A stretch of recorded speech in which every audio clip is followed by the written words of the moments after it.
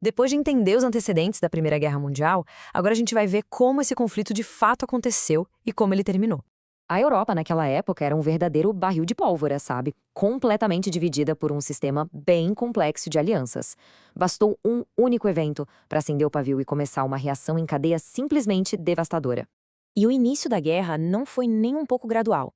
Foi, na verdade, uma avalanche de declarações de guerra, uma puxando a outra e arrastando as nações para o campo de batalha em questão de semanas. A Europa já estava dividida em dois grandes blocos militares. De um lado, a gente tinha a Tríplice Aliança, liderada pela Alemanha, e do outro, a Tríplice Entente, formada por França, Rússia e Reino Unido. Eram, na prática, sistemas de defesa mútua, prontinhos para serem ativados. E o gatilho para tudo isso foi o famoso atentado de Sarajevo. O que veio depois foi um efeito dominó impressionante. A Áustria-Hungria ataca a Sérvia, a Rússia, que se via como protetora dos sérvios, mobiliza suas tropas, aí a Alemanha, aliada da Áustria-Hungria, declara guerra à Rússia e logo depois à França. E, por fim, o Reino Unido entra para apoiar seus parceiros da Entente. Em pouquíssimo tempo, o continente inteiro estava em guerra. Agora, o mais surpreendente era a mentalidade da época. Todos os lados, sem exceção, acreditavam que a guerra seria curta. Os soldados iam para o fronte sorrindo, achando que estariam em casa para o Natal. Uma ilusão trágica que acabaria custando milhões de vidas. Essa crença numa vitória relâmpago deu nome à primeira fase do conflito, a guerra de movimento. A ideia era bem simples, atacar com velocidade máxima e força total para derrotar o inimigo antes que ele pudesse sequer reagir direito. O plano alemão de invadir a França é o maior exemplo disso. Só que essa fase de movimento não durou muito tempo, não. A realidade do campo de batalha se impôs e transformou a guerra em algo completamente diferente, muito mais lento, estático e brutal. O que aconteceu foi que os planos deram errado e a guerra chegou a um grande impasse.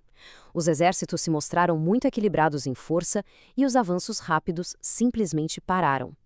A única solução para não ser massacrado em campo aberto foi cavar. E foi assim que nasceram as famosas trincheiras. Essas linhas de trincheiras se estendiam por centenas de quilômetros, principalmente na frente ocidental. O espaço que ficava entre elas era conhecido como Terra de Ninguém e era uma verdadeira armadilha mortal, cheia de arame farpado e sob a mira constante do fogo inimigo. Tentar avançar poucos metros ali era praticamente uma missão suicida. A guerra, então, deixou de ser sobre grandes avanços e passou a ser sobre resistência. E a vida dentro das trincheiras era um pesadelo. Os soldados conviviam com o lama, ratos, doenças e um medo constante da morte. A guerra virou uma disputa de quem aguentava sofrer por mais tempo. E para tentar quebrar esse impasse terrível, a tecnologia da morte evoluiu muito rápido. Surgiram os tanques, que conseguiam atravessar a terra de ninguém, os aviões, que levaram a guerra para os céus, e o terror das armas químicas, como o gás mostarda. A escala da destruição era algo nunca visto antes na história da humanidade. Com a guerra totalmente travada na Europa, o conflito começou a se espalhar. Deixou de ser um problema europeu para se tornar, de fato, uma guerra mundial. Uma primeira grande mudança aconteceu em 1915, quando a Itália, que antes era da Tríplice Aliança, mudou de lado.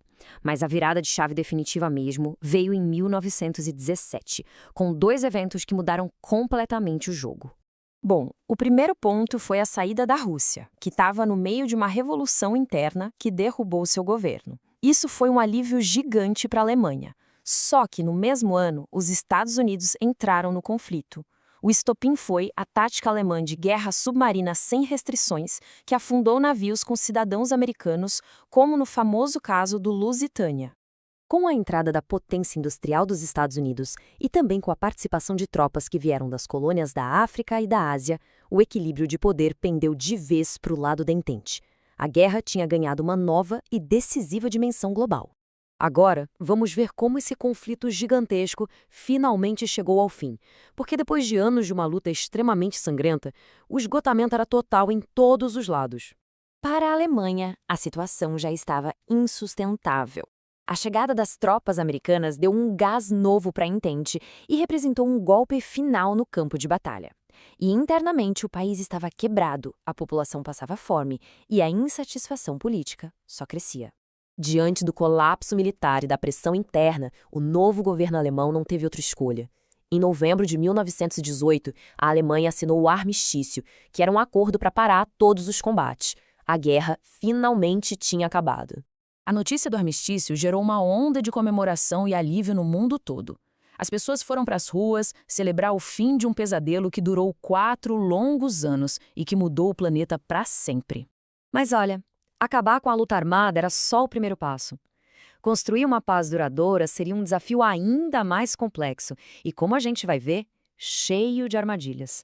Em 1919, os líderes vitoriosos se reuniram em Paris. Havia propostas bem diferentes sobre a mesa, né? O presidente americano Woodrow Wilson defendia uma paz sem vencedores, algo mais equilibrado. Mas a França e a Inglaterra, que sofreram perdas gigantescas, queriam vingança, queriam impor punições muito duras à Alemanha. O resultado disso tudo foi o Tratado de Versalhes. Os termos impostos à Alemanha foram extremamente severos. O país perdeu todas as suas colônias e várias partes do seu território na Europa, foi proibido de ter um exército grande, teve que pagar indenizações de guerra altíssimas e, talvez o mais humilhante de tudo, foi forçado a assinar uma cláusula assumindo a culpa total pelo início da guerra. E o que mais envenenou essa paz foi que a Alemanha foi totalmente excluída das negociações. Ela simplesmente foi forçada a aceitar um tratado que considerava injusto e humilhante, o que gerou um ressentimento profundo e duradouro no povo alemão. E foi assim que a Primeira Guerra Mundial chegou ao fim.